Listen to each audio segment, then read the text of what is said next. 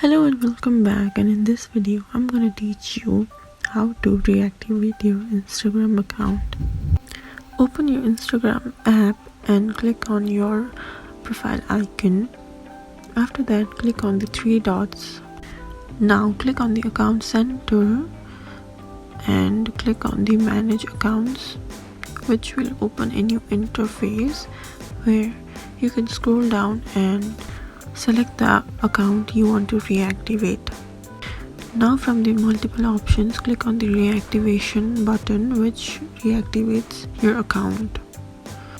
Once your account gets reactivated, you can go back and normally log into your account, which will now open your account.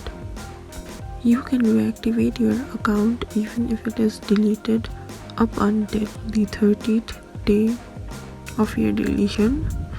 Otherwise, you will not be able to recover your account. Thank you for watching and follow us for more tutorials.